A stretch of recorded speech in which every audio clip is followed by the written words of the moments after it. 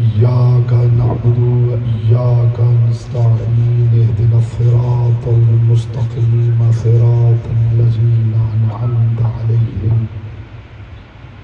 غير المغضوب عليهم ولا الضالين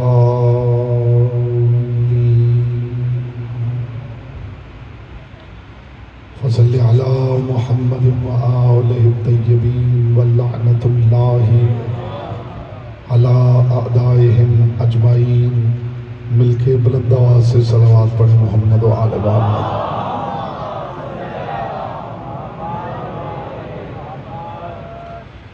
بانیان اشرف محرم الحرام زیدی برادران کی توفیقات، عزت، معرفت اور رزق کے اضافے کے لیے ایک مرتبہ بلند آواز سے صلوات پڑھیں.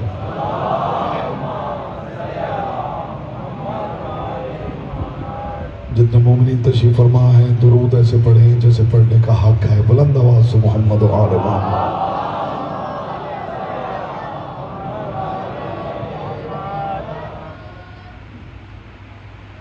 اعوذ باللہ من الشیطان الرجیم. بسم اللہ الرحمن الرحیم. الحمد للہ الذی جعل محبت محمد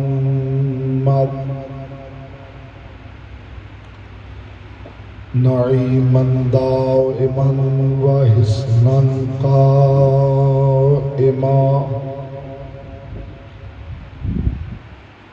لأن اللہ احبهم ثم خلقهم على أخلاقه وأدبهم بآدابه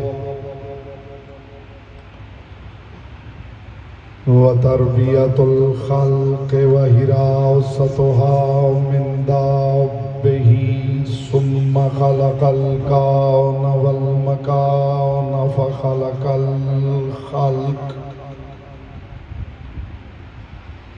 فخلق الخلق ذی حاجة وآهة وآفات. صلوات پر محمد و آل محمد.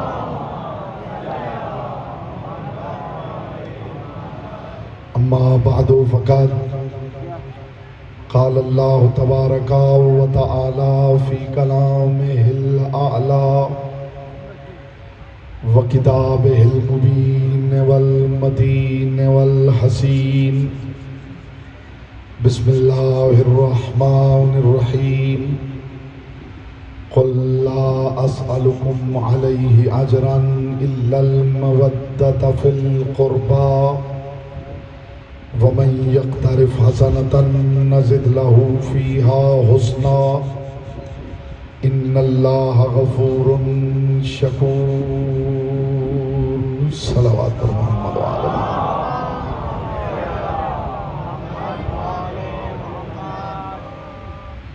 فرمان معصوم ہے تلاوت درود دلوں کے نفاق کو دور کرتی ہے، دل کی اتھا گہرائیوں سے شایع نشان قربا. بلند ترین صلوات پڑھے. اللہ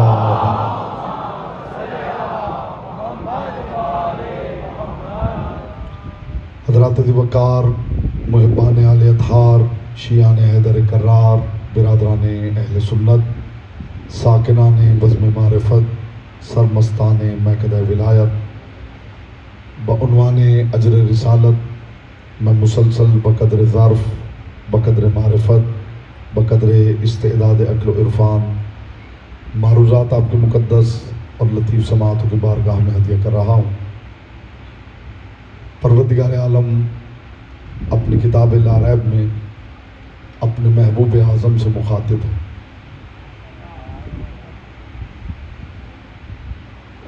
خدا مخاطب ہے،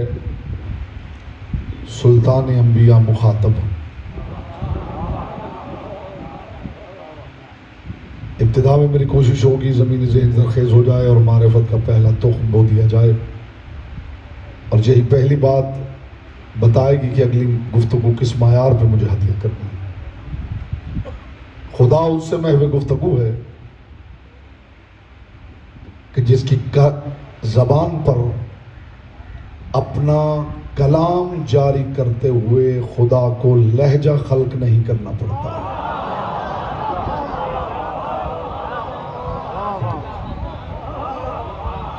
مخدومہ کونین آپ کو سلامت رکھیں. جو سامعین سمجھے ہیں وہ قابل قدر ہیں، اور جو نہیں سمجھے ان کو بھی ورطہ حیرت میں نہیں ڈالنا چاہتا، وضاحت کر کے آگے بڑھنا چاہتا ہوں. خدا اس سے محو گفتگو ہے کہ جس کی زبان پہ اپنا کلام جاری کرتے ہوئے خدا کو لہجہ خلق نہیں کرنا پڑتا. پروردگار موسیٰ سے بھی گفتگو کرتا تھا، خود تو وہ بولتا نہیں. یہ الگ بات ہے کہ وہ نہیں بولتا مگر یہ جانتے ہیں کہ وہ کیا بول رہا ہے. زیرک سامعین میرے سامنے تشریف فرما ہیں، آل محمد آپ کی معرفت سلامت رکھیں. خدا بولتا نہیں مگر محمدوں کی حویلی جانتی ہے کہ کیا بول رہا ہے. وہ خدا موسیٰ سے طور پہ گفتگو کرتا تھا، خود تو وہ بولتا نہیں، تو پھر گفتگو کیسے کرتا تھا؟ کبھی درخت میں کلام کو خلق کر کے کہہ دیتا تھا یہ میرا کلام ہے، کبھی بادل کے ٹکڑے میں کلام خلق کرتا تھا اور کہہ دیتا تھا یہ میرا کلام ہے، کبھی آگ کے شعلے میں کلام خلق کر کے اسے اپنی ذات کی طرف نسبت دے کے موسیٰ کو کہتا تھا تو کلیم اللہ ہو گیا ہے. خدا موسیٰ سے بات کرتے ہوئے درخت میں کلام خلق کرتا تھا تو، بادل میں کلام خلق کرتا تھا تو، آگ کے شعلے میں کلام خلق کرتا تھا تو. موسیٰ سے بات کرنے کے لیے پروردگار کو درخت میں لہجہ خلق کرنا پڑتا تھا. یہ کمال صرف زبان محمد کا ہے کہ اس پہ کلام خلق کرتے ہوئے خدا کو لہجہ خلق نہیں کرنا پڑتا تھا. خدا زبان مصطفیٰ سے گفتگو ارشاد فرما رہا ہے اور کہہ رہا ہے قل لا اسألکم. آپ کو پتہ بھی نہیں چلے گا کہ میں نے کب سوئچ اوور کیا ہے. قل لا اسألکم علیہ اجرا الا المودۃ فی القربى. چونکہ کل اس سلسلے کی آخری مجلس ہے تو میں چاہتا ہوں کہ اس موضوع کو وائنڈ اپ بھی کیا جائے اور آج کے ذکر کی مناسبت سے اسے اچھے طریقے سے پرو بھی لیا جائے. اے میرے محبوب اپنی طیب و طاہر و اطہر زبان مبارک سے خود ارشاد فرما دیجئے لا اسألکم علیہ اجرا الا المودۃ فی القربى، کہ میں نبوت اور رسالت کی مشقتوں کا اور کوئی اجر نہیں مانگتا سوائے اس مودت کے جو دائرہ قربہ میں محدود رہے. اور میرے حبیب یہ بھی ارشاد فرما دیجئے وَمَن يَقْتَرِفْ حَسَنَةً نَزِدْ لَهُ فِيهَا حُسْنًا، کہ جو بندہ میری بارگاہ میں مودت قربہ والی حسنہ لائے گا میں اس کی حسنہ کو اور زیادہ حسین کر دوں گا. ان اللہ غفور شکور. اور میرے حبیب یہ بھی بتا دیجئے کہ جو بندہ مودت قربہ لے کے میرے پاس آئے گا میں خدا ہوتے ہوئے وعدہ کرتا ہوں کہ میں اس کا دیوان عمل کھولوں گا نہیں، کردار کا رجسٹر تولوں گا نہیں، اس کے گناہ بھی معاف کر دوں گا اور اللہ ہوتے ہوئے اس بندے کا شکریہ بھی ادا کروں. ذرا آیت کی جلالت قدر ملاحظہ فرمائی. اللہ ہوتے ہوئے بندے کا شکریہ ادا کرے. اگر آپ میرا ساتھ دیں تو میں ابتدا میں ہی آپ کو لے کے قرآن کی کچہری میں پیش ہونا چاہتا ہوں.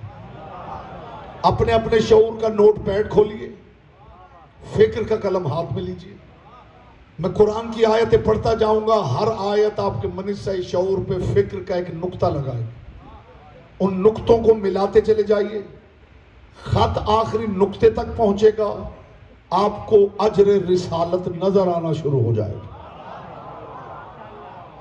لیکن میں امید کرتا ہوں کہ قدردانی ہوگی. میں قرآن پڑھ رہا ہوں اور آپ کو ساتھ لے کے قرآن کی کچہری میں کھڑا ہوں. اپنی لاریب کتاب میں یہ پہلی آیت ہی انشاءاللہ آپ کو متوجہ کر دے گی اگر سماعت ہو قبلہ یہ پاک سے کریں. یہ بات یاد رہے کہ میں حدیث نہیں پڑھ رہا کہ کوئی الزام ذوف لگا کے ٹھکرا نہ دے. اس لیے کہ میرا مشاہدہ یہ ہے کہ جس حدیث کا رخ حویلی قربا کی طرف ہو وہ لوگوں کو ضعیف لگنے لگتی ہے. حالانکہ ذوف اس کی عقل کا ہوتا ہے، حدیث کا ذوف نہیں ہوتا۔ میں حدیث نہیں پڑھ رہا، میں تاریخ کا واقعہ نہیں پڑھ رہا کہ کوئی سند کا انکار کر دے، اللہ کی لا ریب کتاب کی آیت پڑھ رہا۔ پروردگار عالم نے عجیب قانون بیان کیا ہے، اتبعوا ما یسألکم اجرا وہم مہتدون۔ دیکھو اس کی پیروی کرنا جو ہدایت کرے تو اجر نہ مانگے۔ یہ لاہور ہے، کوئی گاؤں کا مجمع نہیں ہے، چنیدہ اذہان میرے سامنے تشریف فرما ہے۔ اس کی پیروی کرنا، اس کی اتباع کرنا جو ہدایت کرے تو اجر نہ مانگے۔ لیجئے قانون قرآن نے دے دیا ہے کہ جو ہدایت کرے اور اجر نہ مانگے اس کی پیروی کرنی۔ جو آیت میں نے تلاوت کی ہے اس میں مصطفیٰ اجر مانگ رہے ہیں۔ آپ کی حیرت بڑھے گی لیکن نتیجے تک صبر کی درخواست کروں گا۔ اس کی پیروی کرنا جو ہدایت کرے تو اجر نہ مانگے۔ اگلی آیت نے راز کھول دیا ہے صاحبان بزم معرفت، سند دے دی ہے اس بات۔ قل ما اسألکم علیہ من اجر، قل ما اسألکم علیہ من اجر وما انا من المتکلفین۔ اے میرے حبیب نے کہو کہ میں رسالت کا تم سے اجر نہیں مانگتا، اور میں تو تکلیف دینے والوں میں سے ہوں ہی نہیں۔ نہیں لفظ بدلتا ہوں معانی کی کائنات بدل جائے، میں ان میں سے نہیں ہوں جو تکلیف دیتے ہیں، میں مانگنے والوں میں سے ہوں ہی نہیں، میں تو بانٹنے والوں میں سے ہوں۔ متکلفین کہہ کے کائنات کے رسول نے آیت میں ابو طالب کو بھی شامل کر لیا۔ سماعتیں کوئی پیغام دینا چاہتا ہوں۔ وما انا من المتکلفین، میں اجر کیوں مانگوں؟ میں تو تکلیف دینے والا نہیں۔ من المتکلفین، میں تو تکلیف دینے والوں میں سے ہوں ہی نہیں۔ یعنی ایک طرف رسول اجر مانگ رہے ہیں، دوسری طرف کہہ رہے ہیں کہ میں اجر کیوں مانگوں، میں تو تکلیف دینے والوں میں سے ہوں ہی نہیں۔ اگلی آیت نے معمہ حل کر دیا۔ اے میرے حبیب قل ما اسألکم من اجر فہو لکم، یہ جو اجر میں نے مانگا ہے اپنے لیے نہیں تمہارے لیے ہی مانگا۔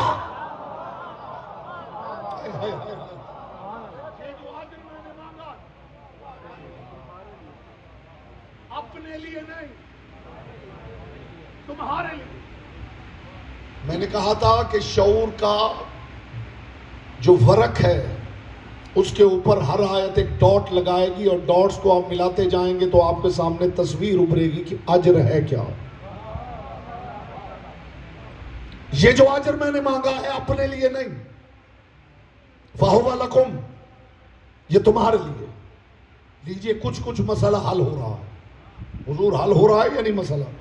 اگلی آیت سنیے، قُلْ مَا أَسْأَلُكُمْ عَلَيْهِ مِنْ أَجْرٍ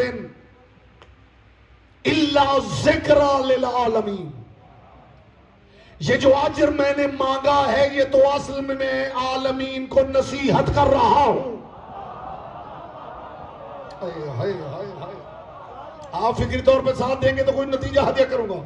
یہ جو اجر میں نے مانگا ہے یہ اپنے لیے نہیں، میں تو عالمین کو نصیحت کر رہا ہوں۔ اور اگلی آیت نے سارا راز ہی کھول دیا۔ اے میرے حبیب قُلْ لَا أَسْأَلُكُمْ عَلَيْهِ مِنْ أَجْرٍ إِلَّا مَنْ شَاءَ يَتَّخِذَ إِلَىٰ رَبِّهِ سَبِيلًا، اے میرے حبیب کہہ دے جو اجر میں نے مانگا ہے یہ اپنے لیے نہیں، یہ اجر وہ دے جو اس راستے تک جانا چاہے جو خدا تک پہنچاتا ہے۔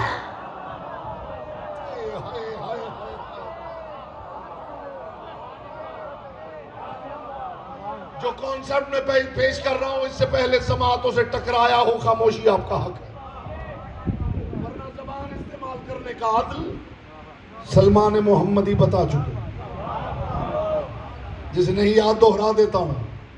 رسول اللہ کے ساتھیوں نے پوچھا تھا سلمان انسان کو کتنا بولنا چاہیے, کتنا خاموش رہنا چاہیے, تو علی کا شاگرد ہے. تو سلمان محمدی نے کہا تھا بہتر تو یہ ہے بندہ ساری زندگی چپ رہے, اور اگر بات علی کی شروع کر دے تو پھر بہتر ہے کبھی چپ ہی کر. جیے آپ سلامت رہے, محمد کی بیٹی آپ سے راضی, پھر بہتر ہے کبھی چپ ہی نہ کریں.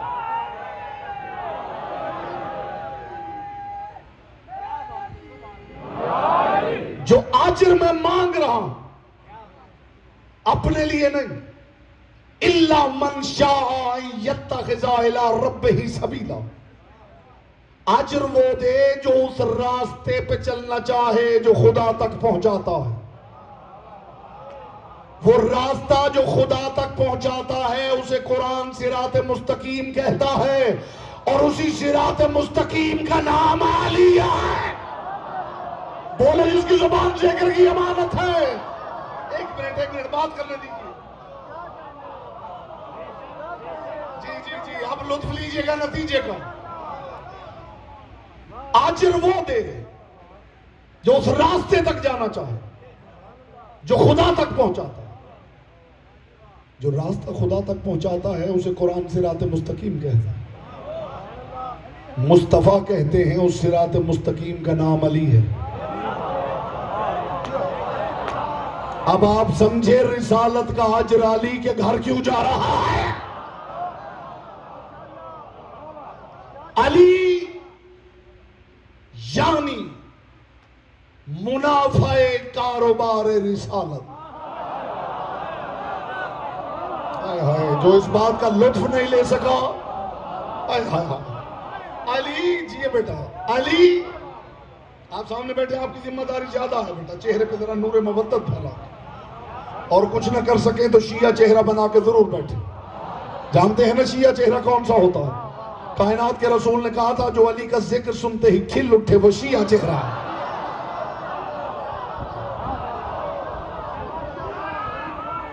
چہرے کی رونق حب علی کو ڈیکوڈ کرتی ہے. علی یعنی منافع کاروبار رسالت. علی یعنی نتیجہ سلسلہ نبوت. آدم سے عیسیٰ تک نبی, میں دیکھوں گا زبانیں آپ کے اختیار میں ہیں یا لسان اللہ کے اختیار میں. آدم سے عیسیٰ تک نبی آئے ہیں کہ لوگوں کو محمد سمجھ میں آئے. 23 برس محمد نے محنت کی کہ علی سمجھ میں آئے. جی آپ سلامت رہیں, محمد کی بیٹی آپ سے راضی ہوں.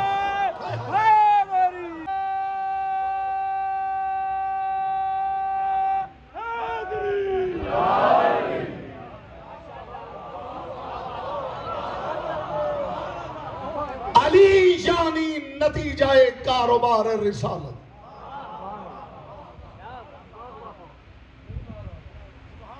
علی یعنی منافع کاروبار نبوت.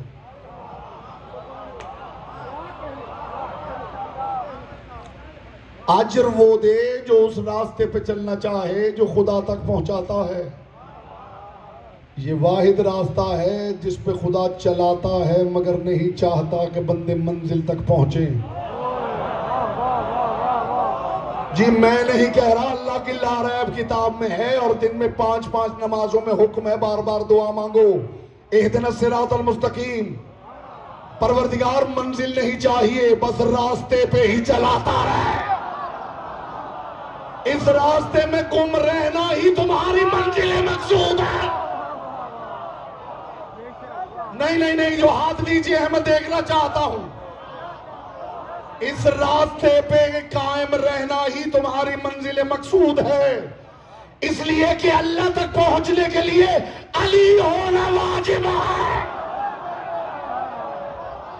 بولو جس کی زبان ذکر کی امانت ہے.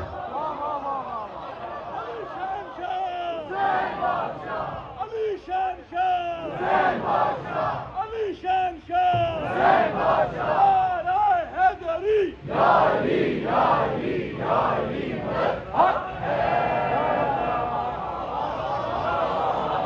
ہائے لطف آ گیا بیٹا، یہیں بٹھا دیں ان کو.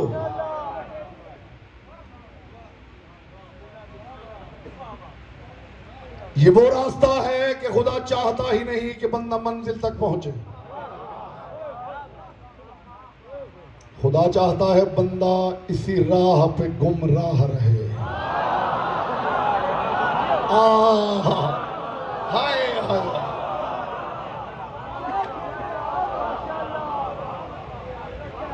اسی راستے میں گم رہنا ہی منزل مقصود ہے. یہاں بزرگ تشریف فرما ہے، جنگل ہو یا کوئی دور دراز کا علاقہ، کوئی صحرا ہو، کوئی گاؤں ہو، تو پگڈنڈیاں بنی ہوتی ہیں. ایسے ہی ہوتا ہے. تو وہ پگڈنڈی آ کے کوئی حکومت کے لوگ نہیں بنا کے جاتے. کبھی آپ نے غور کیا ہے کہ وہ کون بناتا؟ جی چل چل کے. اچھا جب آپ چلتے ہیں تو آپ پگڈنڈی پہ چلتے ہیں. اس مسافر کو ڈھونڈنے کی کبھی کوشش کی ہے کہ جو اتنی احتیاط سے چلا ہے کہ سارے اس کے پیچھے چلنے لگے ہیں؟ جی آپ سلامت رہے. خدا کے سب میرا دل راضی کر دیا ہے. ہم تو بنی ہوئی پگڈنڈی پہ چلتے ہیں نا. اس مسافر اول کے بارے میں کبھی سوچا ہے کہ جو اتنی احتیاط سے چلا ہے کہ پیچھے آنے والوں کو اب اتنا اعتماد ہو گیا ہے کہ اسی کے نقوش قدم پہ چلتے جا رہے ہیں. مجھے علی کی پاک نالین سے اڑنے والی طاہر گرد کے چمکتے ہوئے مقدس تبرک کی قسم، جس حویلی کا میں ذکر کر رہا ہوں یہ سچ نہیں بولتے. جو بولے اسے سچ کہا جاتا ہے. معاف کرنا، یہ شریعت پہ نہیں چلتے، یہ چلتے جاتے ہیں نقش پا سے شریعت بنتی جاتی ہے. سلامت رہیں. محمد کی بیٹی آپ سے راضی رہے. بات کا لطف آ گیا.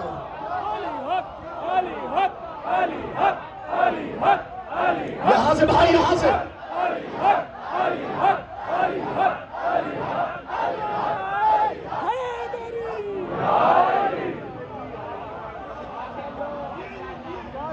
حضور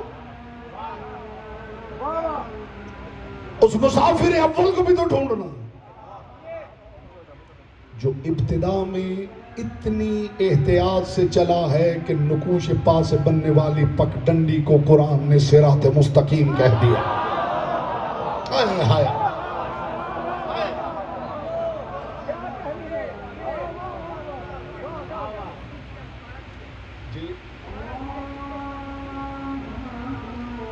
ایک صلوات پڑھ لیجیے.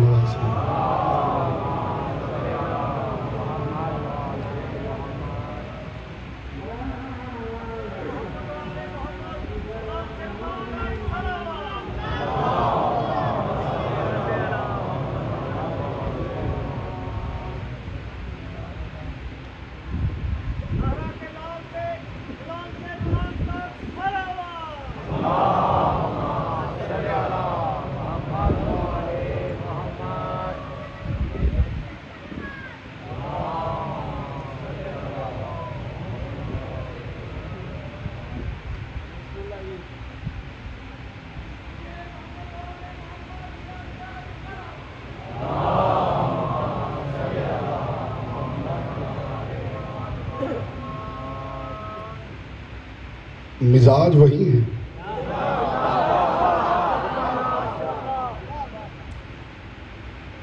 یہ سچ نہیں بولتے.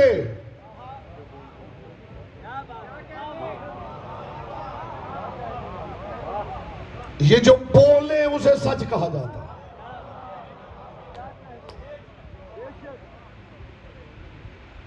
ایک بندہ کھجوروں کے درخت کے پاس کھڑا تھا اور ادھر سے علی کا علی بیٹا ٹہلتا ہوا آ رہا. جی بیٹا، مالک آپ کو سلامت رکھے، لمبی زندگی عطا کرے.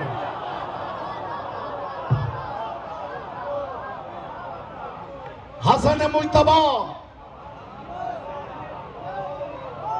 تاجدار اقلیم حسن. ہائے ہائے. پیمانہ حسن یوسف. حسن کو آتے ہوئے دیکھا. اب منظر آپ کے ذہن میں رہا تو آپ کو پتا چلے گا میں کہنا کیا چاہتا ہوں. حسن مجتبیٰ کی طرف اس نے دیکھ کے کہا علی کے بیٹے جیسے تیرا بابا سوالوں کے جواب دیتا ہے ایسے تو بھی دے لیتا ہے. حسن مجتبیٰ نے دیکھ کے کہا تو ہمیں جانتا نہیں, ہم سارے محمد ہیں. بولو جس کی زبان ذکر کی امانت ہے. اچھا پھر علی کے بیٹے یہ بتاؤ, اب میرے اشارے کو آپ دیکھیں گے تو آپ کو لطف آئے گا, یہ بتا کہ اس درخت پہ کتنی کھجور ہیں. ہائے ہائے ہائے ہائے. اب کھجور یہاں ہے, یہ بندہ کھجور کے سامنے, حسن مجتبیٰ کا چہرہ اس کی طرف. اب لطف آپ نے یہ لینا ہے, جو پیچھے تشریف فرما ہے فکری طور پہ شامل ہوں تو ان کے ہاتھ ہمیں نظر آ جائیں گے. علی کے بیٹے بتا اس درخت پہ کتنی کھجور ہیں. حسن مجتبیٰ نے فرمایا اس درخت پہ 4004 کھجور ہیں. یہاں بولتا وہ ہے جس کی زبان ذکر کی امانت ہے. اس نے فوراً سپاہیوں کو بلایا, اتارو کھجوریں. کھجوریں اتاری, گنی گئی, ایک بھی کم نہیں نکلی. اس نے حیرت سے دیکھے گا علی کے بیٹے تیرے پاس علم غیب ہے؟ فرمایا نہیں. استقبال میں آپ فضائے ملکوتی میں اڑ بھی جائیں گے تو حق سماعت ادا نہیں ہوگا. تیرے پاس علم غیب ہے؟ فرمایا نہیں. علی کے بیٹے کھجور کی طرف تو نے دیکھا نہیں, علم غیب تیرے پاس ہے نہیں, پھر تجھے کیسے پتا چلا اس پہ 4004 کھجوریں ہیں؟ حسن مجتبیٰ نے فرمایا ہمیں پہچان, یہ علم غیب نہیں. جب میں نے کہہ دیا تو انہیں 4004 ہونا چاہیے. بولو جس کی زبان ذکر کی امانت ہے. ہائے ہائے ہائے ہائے. جی آپ سلامت رہیں, محمد کی بیٹی آپ سلامت.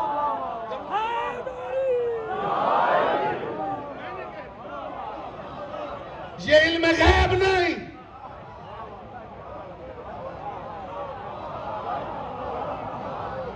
جب حسن نے کہہ دیا بات آ گئی ہے تو جملے میں بخل نہ کروں.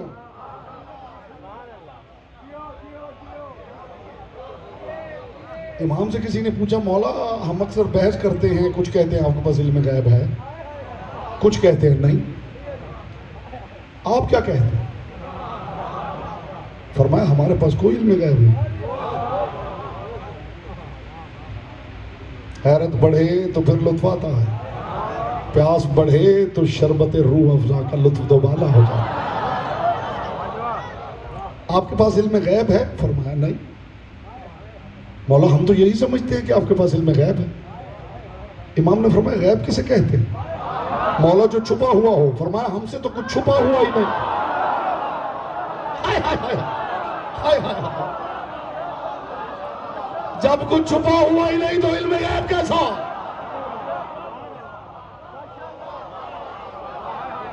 اب آپ کو پتا چلا جو میں نے کہا کہ سچ نہیں بولتے,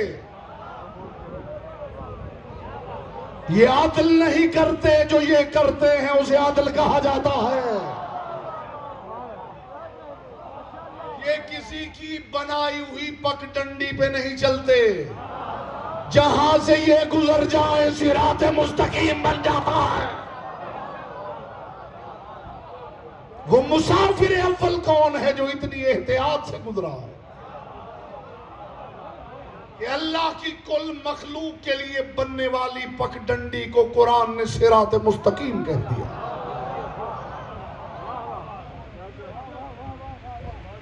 لوگ پھر پوچھتے ہیں کہ بس آپ علی ہی کو مانیں. اگر ہم علی سے کم مطمئن ہو جاتے ہوتے تو خدا ہمیں کسی اور نبی کی امت میں پیدا کر دے. ہائے ہائے ہائے ہائے. جی جی جی جی جی. مست کلندر علی علی, مست کلندر علی علی, من کنت مولا علی علی, ساقی کوثر علی علی, شافی معاشر علی علی, کمبر کا مولا علی علی, مقداد کا مولا علی علی, ابو ذر کا مولا ہم سب کا مولا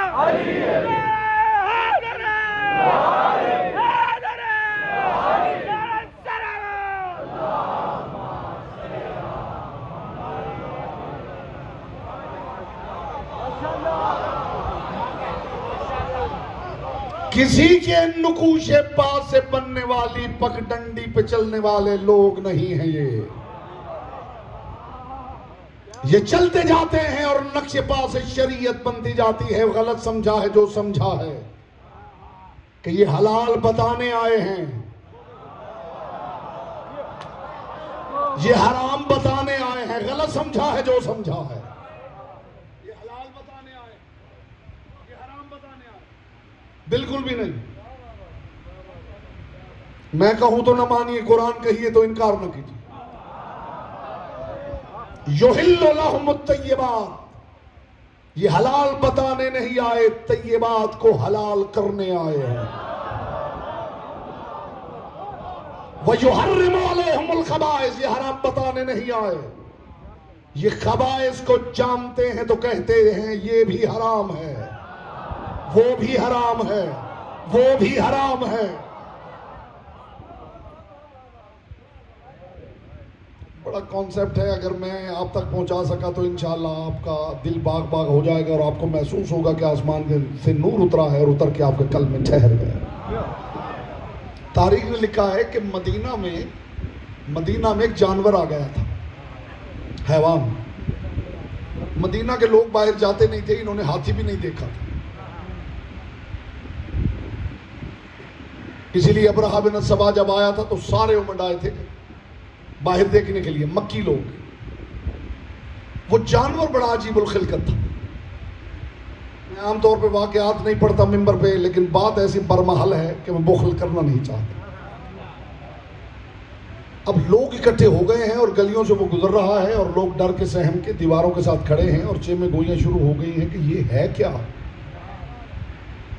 عجیب و غریب اس کا رنگ ہے، عجیب اس کے بال ہیں، عجیب کان ہیں، عجیب سینگ ہیں، عجیب آنکھیں ہیں.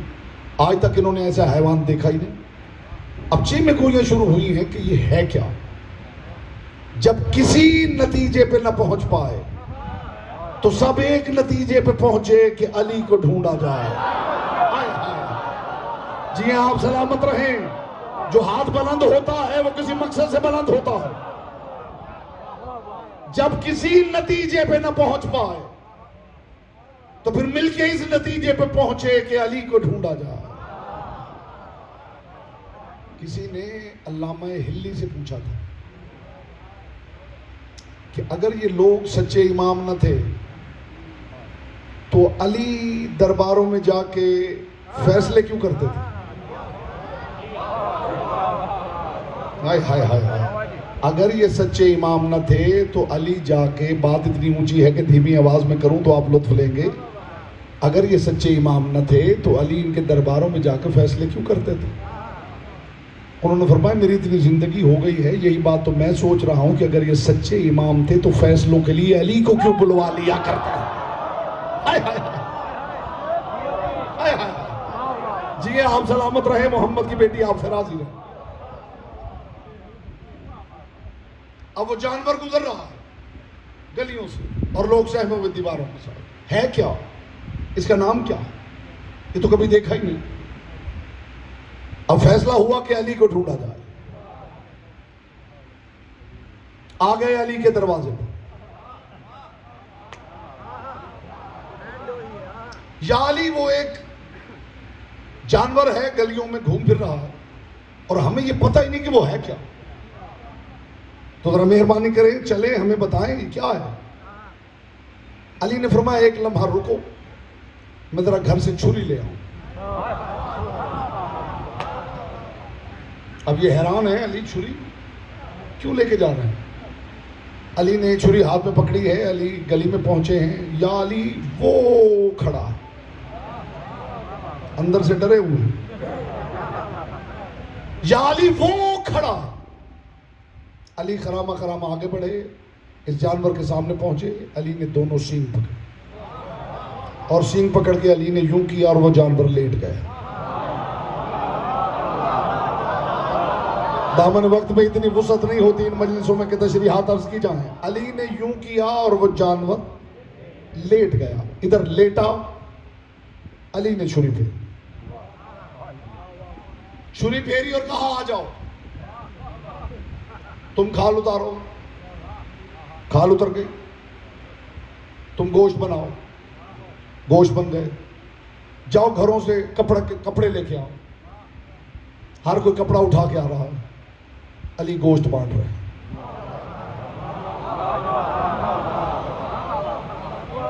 دو بندے گوشت گھر چھوڑ کر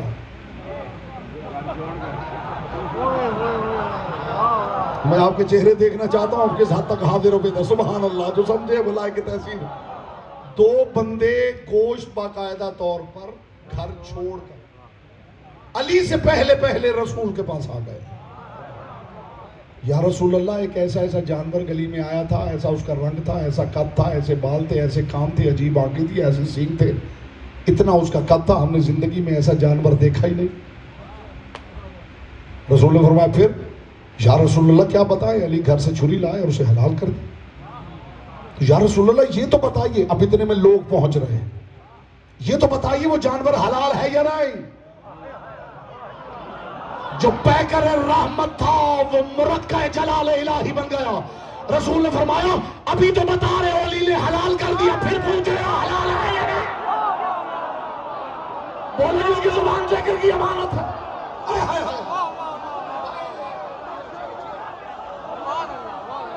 آپ سلامت رہیں.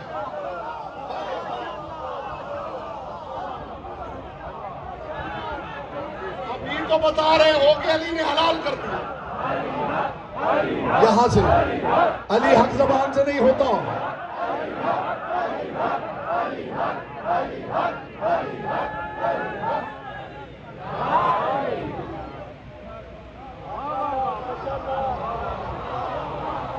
رسول نے فرمایا کہ ابھی تو بتایا ہے تم نے کہ علی نے حلال کر دیا, پھر پوچھ رہے ہو حلال ہے یا نہیں.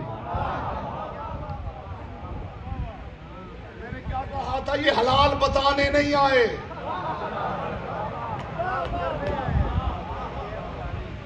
یہ سچ نہیں بولتے, جو یہ بولیں اسے سچ کہا جاتا ہے. یہ ہدایت نہیں کرتے, جو وہ کرتے ہیں اسے خدا ہدایت کہتا ہے. یہ عدل نہیں کرتے, جو یہ کر دیں اسے عدل کہا جاتا ہے. یہ جو پروردگار نے ان کی محبت مانگی ہے, اس کی کوئی وجہ ہے. بات اتنی اونچی ہے کہ پھر لہجہ دھیما کروں تو آپ کو بات کی بلندی کا احساس ہو. کائنات میں سب سے بڑا جو عامل ہے وہ میرا رسول ہے, اور رسول کی زندگی میں سب سے بڑا عمل یہی رسالت. اب ذرا غور کیجئے کہ کائنات کے سب سے بڑے عامل کے سب سے بڑے عمل کا اجر علی کے گھر جا رہا ہے.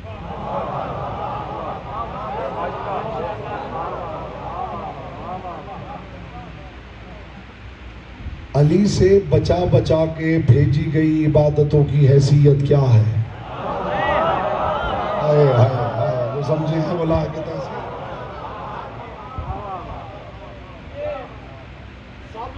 عامل کے سب سے بڑے عمل کا اجر بھی علی کے گھر جا رہا ہے. اجر رسالت قرار پائی ہے علی کی حویلی کی محبت. اس کا مطلب ہے کہ علی یعنی نتیجہ کاروبار رسالت, علی یعنی منافع سلسلہ ہدایت. اس کا مطلب ہے ساری تیاری ہی اصل میں علی کے لیے ہو رہی تھی. بڑی قیمتی بات ہے خدا کی قسم. جو بندہ علی کو لائٹ لے لے,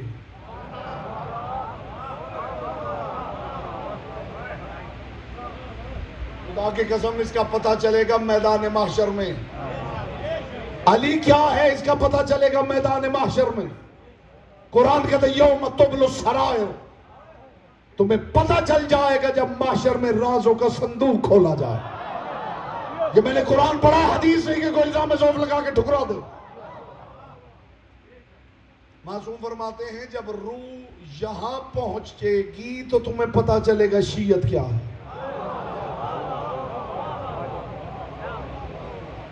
یوم تبل السرائر،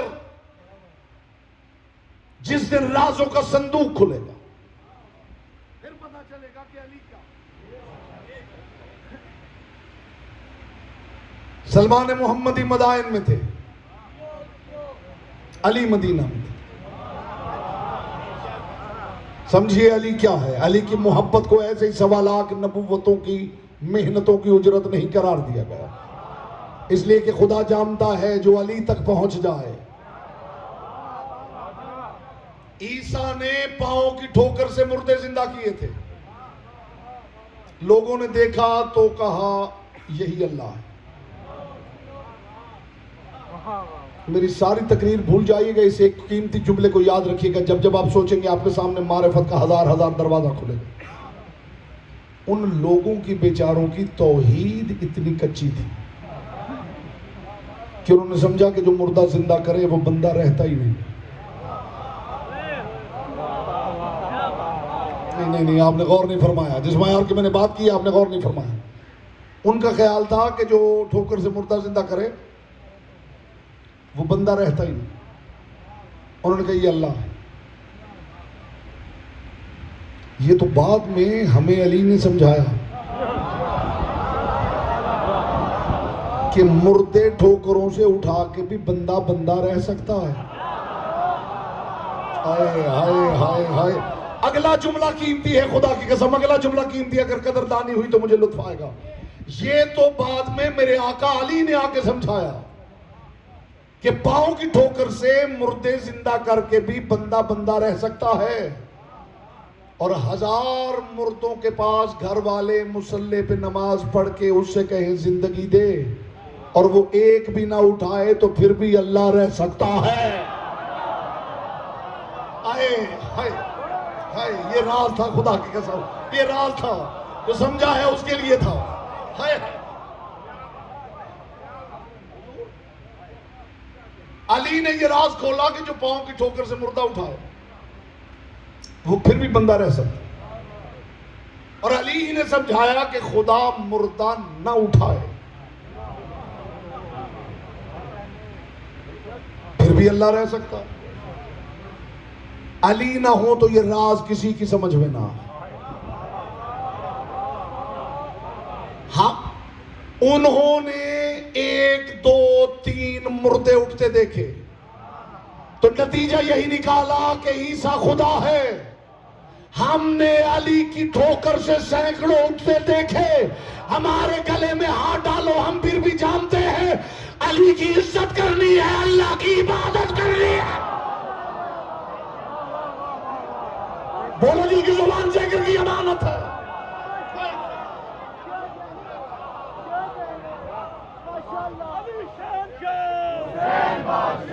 علی شان شاہ، نعرہ حیدری،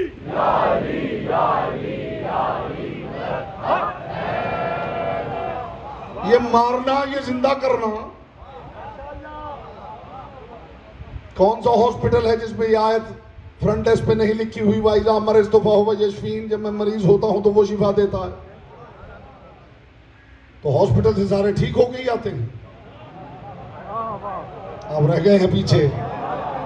ایسا نہیں ہوتا کہ مریض جاتا ہے اور میت آتی ہے، تو پھر کیا وہ اللہ نہیں رہا؟ وہ شفا نہ دے کے اللہ ہے تو یہ شفا دے کے بندے بھی رہ سکتے ہیں۔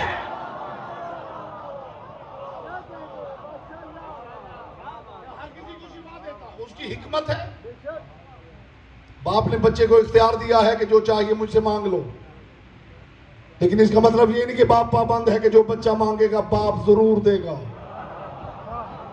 ہائے ہائے، راز کھول رہا ہوں آپ کے سامنے، اس لیے کہ اگر باپ بچے کی ہر بات ماننا شروع کر دے گا تو پھر باپ خود بچہ بن جائے گا۔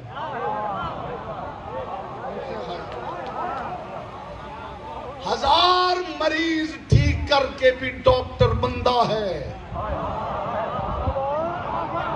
ہائے ہائے ہائے، ہر ہزار مریض کو شفا دے کے بھی ڈاکٹر بندہ ہے، اور ہزاروں مریضوں کو میت میں بدل کے بھی وہ اللہ ہے۔ کون مارتا ہے، کون زندہ کرتا ہے؟ علی مدینہ میں تھے، سلمان مدائن میں تھے۔ سلمان اپنے پلنگ پہ لیٹے ہوئے تھے جب ملک الموت آیا۔ مجھے علی کی پاک ولایت کی قسم، روایت کے منوان لفظ آپ کی سماعتوں سے قلوب میں اتار رہا ہے۔ سلمان محمدی پلنگ پہ لیٹے ہوئے تھے، ملک الموت آیا۔ آتے جانتے ملک الموت وہ فرشتہ ہے کہ بس گھور کے دیکھتا ہے تو بندے کی جان نکل جاتی، اسے گلا تھوڑی دبانا پڑتا۔ لیکن خدا کی قسم روایت کہتی ہے کہ سلمان محمدی کے پاس ملک الموت آیا، دونوں پر جوڑ کے ملک الموت نے کہا السلام علیکہ یا ولی اللہ۔ نہیں آپ سلام کے معنی نہیں سمجھے۔ ملک الموت علی کے نوکر سے کہہ رہا ہے اے سلمان تو سلامت رہے۔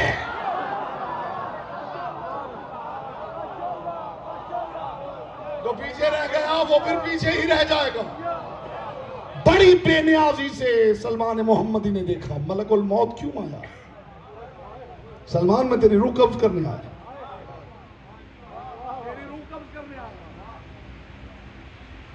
علی کی محبت جو دیتی ہے نا،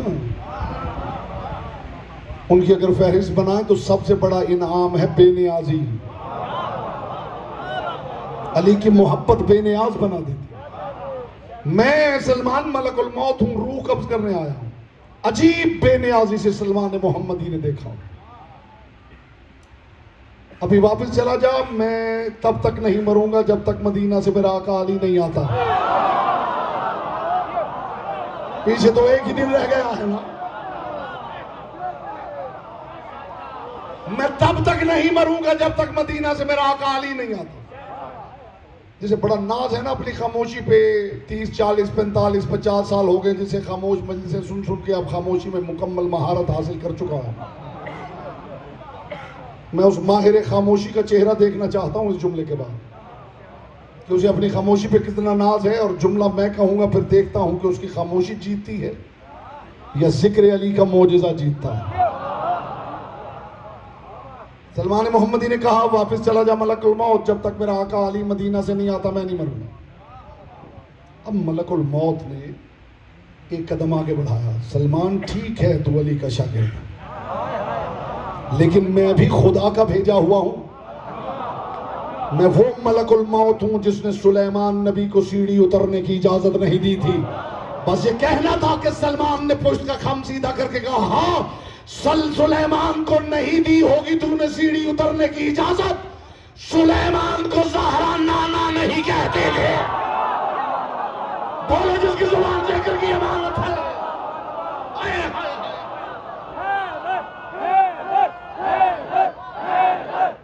یہاں سے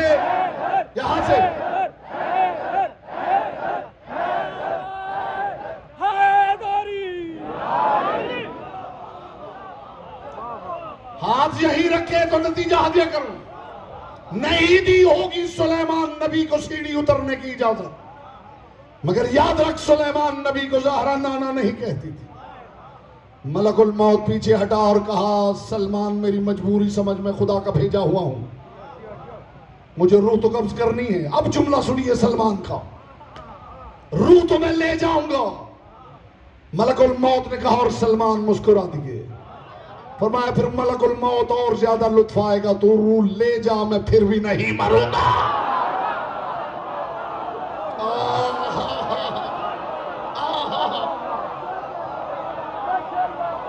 مجھے علی کی عزت کی قسم، ملک الموت نے سلمان کی روح قبض کی، ادھر ملک الموت روح لے کے اڑا، ادھر سلمان کے دروازے پہ علی آ گئے۔ روایت کہتی دونوں ہاتھ ماتھے پہ رکھ کے السلام علیکم یا امیر المومنین، علی کو سلام کیا اور جاتے ہوئے ملک الموت کو دیکھے گا ملک الموت لے جا روح، مگر یاد رکھنا جو علی والے ہو انہیں جینے کے لیے روحوں کی ضرورت نہیں ہے۔ ہاتھوں کو سلامت رکھے. محمد کی بیٹی آپ سے راضی رہے. آئے آئے.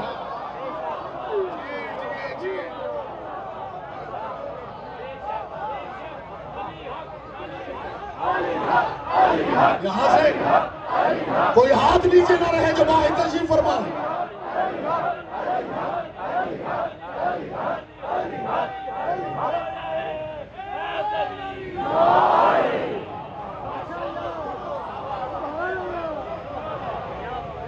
انہیں جینے کے لیے روحوں کی ضرورت ہوتی تو قبروں میں بھی زندہ نہ کہلا رہے ہوتے.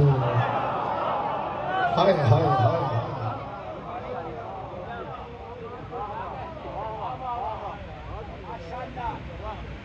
علی کی محبت اس لیے مانگی گئی ہے کہ خدا جانتا ہے. توحید خطرے میں ڈال لی ہے خدا نے. ہائے ہائے ہائے. توحید خطرے میں ڈال لی ہے علی کو وجہ اللہ کہہ کر. کوئی سمجھا ہے میں کس معیار کی بات کر رہا ہوں؟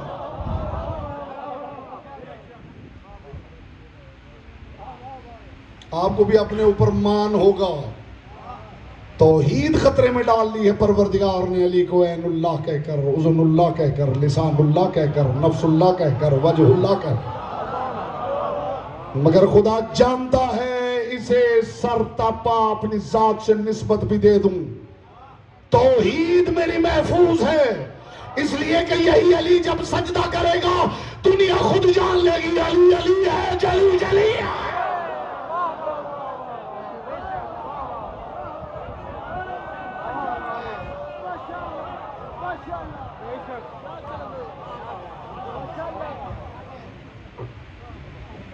اور علی والوں پہ بھی اتنا مان ہے خدا کو کہ جی علی کو جہاں بھی دیکھ لیں یہ اتنے باشعور ہیں، یہ جانتے ہیں کہ عزت کس کی کرنی ہے، عبادت کس کی کرنی ہے. اس لیے بات علی پہ آ کر رک گئی ہے. علی ہے تو سب ہے، علی نہیں تو کچھ نہیں.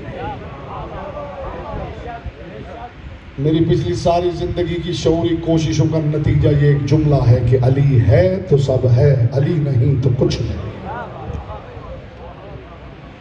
مخدومہ کونین آپ کو سلامت رکھے.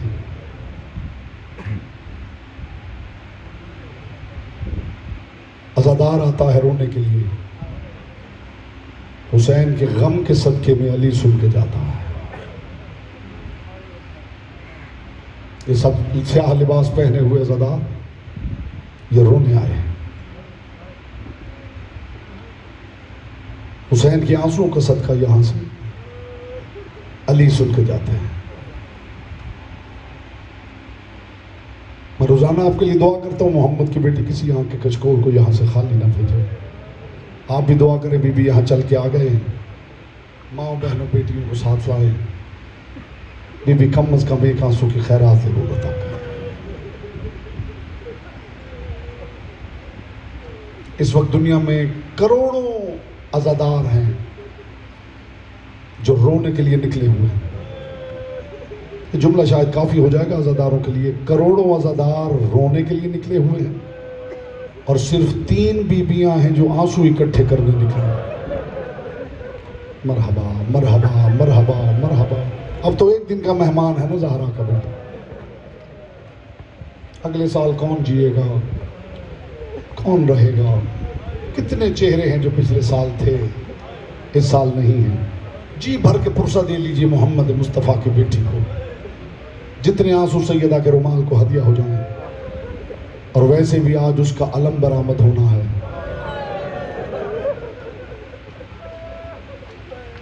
جو علی کی بیٹیوں کی آس تھا.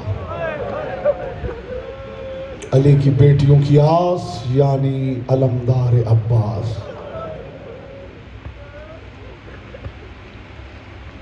ہمارے گھروں میں مائیں بہنیں بیٹیاں موجود ہیں، کام کاج میں مصروف ہوتی ہیں تو سر سے دوپٹہ اتر جاتا ہے. یہی بیٹھ جاؤ بھائی، یہی بیٹھ جاؤ.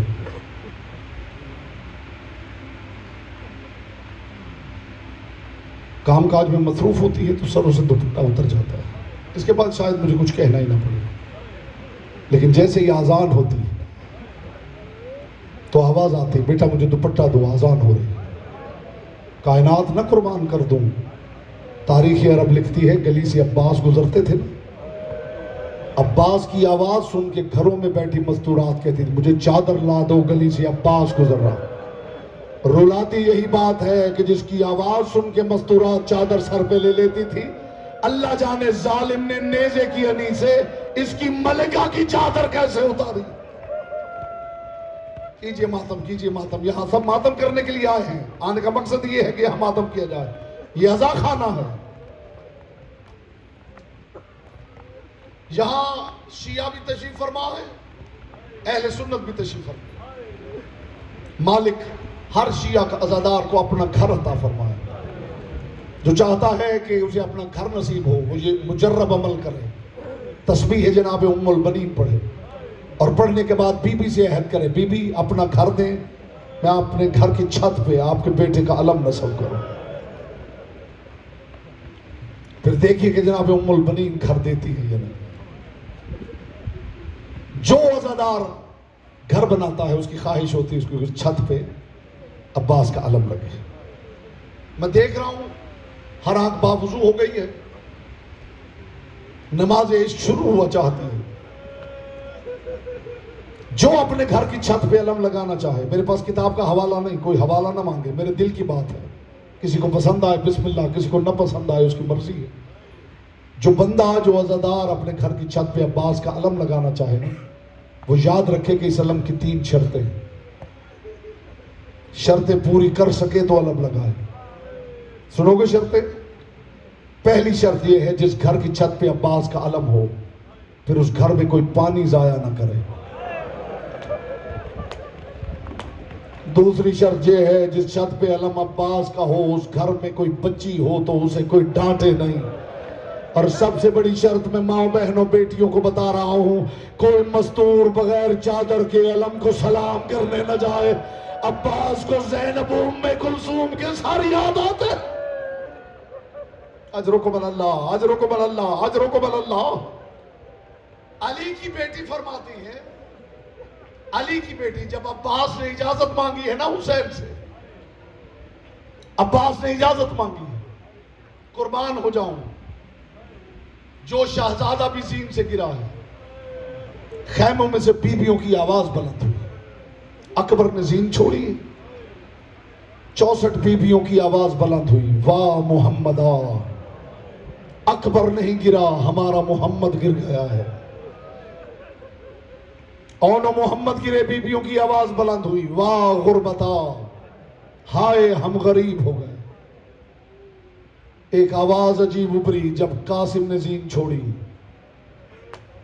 ایک خیمے سے ایک ہی آواز ابری، واہ نصیبہ، مرحبا مرحبا، جو سمجھا ہے عزادار ہے، واہ نصیبہ۔ لیکن تاریخ کہتی جب عباس نے زین چھوڑی ہے ہر خیمے سے ایک ہی آواز آئی، واہ حجابہ، ہائے ہمارا پردہ۔ عباس اجازت جب لے کے نکلے ہیں، علی کی بیٹی نے کہا عباس ذرا میرے پاس آؤ۔ عباس آئے، فرمایا زمین پہ بیٹھ جاؤ۔ عباس زمین پہ بیٹھ گئے، علی کی بیٹی سامنے بیٹھ گئی۔ عباس کا سر جھکا ہوا ہے، ملکہ کا حکم ہے، عباس بیٹھ گئے ہیں۔ علی کی بیٹی رو رہی ہے اور رو کے کہہ رہی عباس تو جا رہا ہے نا؟ عباس میں نے تجھ سے ایک بات کرنی ہے، جسے ابھی تک آنسو نصیب نہیں ہوا اس کے لیے یہ درد پیش کر رہا ہوں۔ عباس میں نے تجھ سے ایک بات کرنی ہے۔ جی ملکہ حکم۔ فرمایا عباس جب میرا بچپن تھا نا، میں جب بھی بابا سے ملنے جاتی تھی میرا بابا کبھی میری کلائیوں کے بوسے لیتا تھا، کبھی میرے سر کے بوسے لیتا تھا۔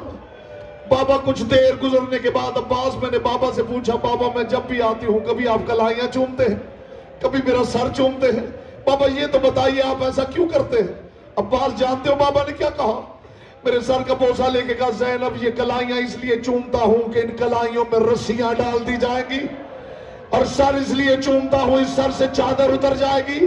عباس میں سوچتی تھی جس کا تجھ جیسا بھائی ہو، کس کی ہمت ہے اس کے ہاتھوں میں رسیاں باندھے، لیکن عباس جب سے تو نے اجازت مانگی زینب کو یقین ہو گیا ہے اب ان ہاتھوں میں رسیاں ضرور پڑے گی، اب اس سر سے چادر۔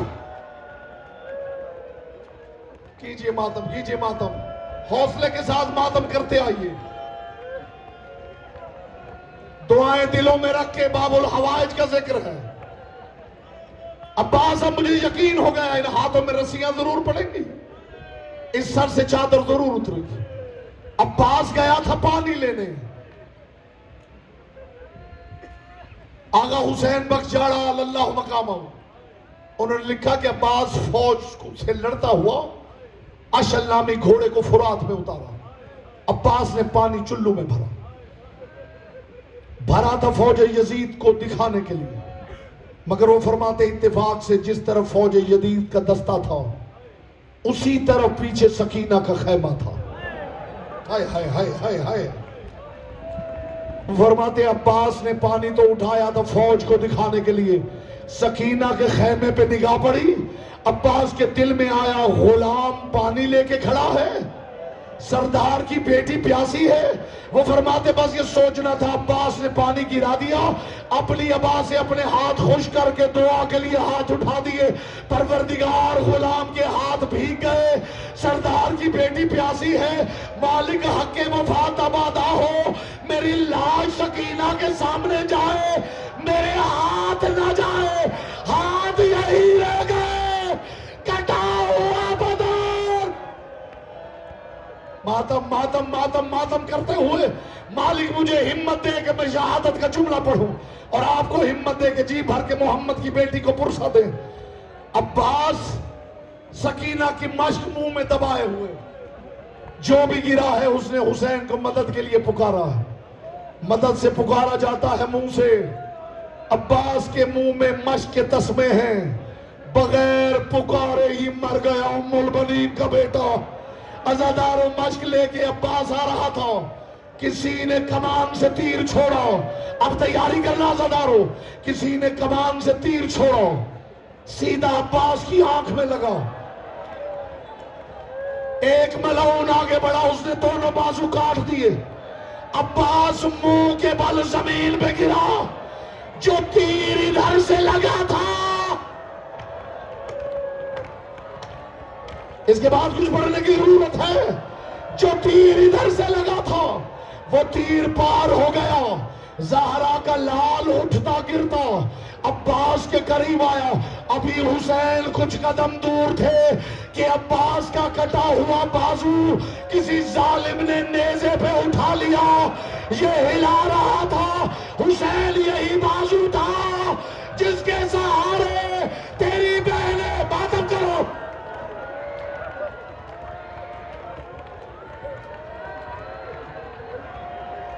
بی بی مجھے ہمت دے میں شہادت کا یہ جملہ پڑھوں۔ آ گئے حسین، عباس کی ایک آنکھ میں تیر ہے، دوسری آنکھ میں لہو ہے، حسین ابن علی نے عباس سے لہو صاف کیا، عباس کا سر اپنے گود میں رکھا، ایک مرتبہ حضرت سے کہا عباس عباس اب جب تک جیوں گا نا حالت رکوع میں جیوں گا، عباس تو نے ساری زندگی میرے اشارے سمجھے، عباس جاتے ہوئے ایک احسان کرتا جا، جی میرے آقا میرا حکم، میرے آقا حکم کر، رو پڑا زہرا کا لال اور کہا عباس تو نے ہمیشہ مجھے آقا کہا، جاتے ہوئے ایک مرتبہ بھیا کہہ کے بلا، تڑپ کے کہنے لگا میرا پیاسا بھیا، او میرا غریب بھیا، یا خیمے کا پردہ ہٹا، آواز آئی حسین عباس سے کہ ایک مرتبہ مجھے بہن، ایک مرتبہ زینب کو بہن کہے، بغیر بلائے مرا گیا عباس۔ آخری جملہ کہہ رہا ہوں، علماء جائے جی بھر کے زیارت کرنا، لپٹ کے ام البنین کو پرسہ دینا، بغیر سردار کو پکارے مر گیا ام البنین کا بیٹا۔ خدا کی قسم حسین ابن علی لاشے سے اٹھے، زہرا کا لال عباس کو دیکھ رہا تھا اور دیکھ کے عباس نے ایک نوحہ پڑھا، عباس کے لاشے پہ حسین نے ایک نوحہ پڑھا، اے عباس اے عباس، عباس جو شامی تیرے خوف سے سوتے نہیں تھے نا، آج کے بعد وہ چین سے سوئیں گے۔ عباس آج کے بعد نہ زینب سوئے گی نہ سکینہ سوئے گی، عزاداروں مارا گیا عباس۔ ادھر فوج یزید کو پتا چلا، بس یہی آخری جملہ ہے، فوج یزید کو پتا چلا، کسی نے آگے آواز دی عباس مارا گیا، بس یہ کہنا تھا کہ فوج کے دستے میں کہا بلند ہوا، عباس مارا گیا، تو چلو انتظار کس بات کا، آؤ زینب کے خیمے کی طرف چلے۔ عزاداروں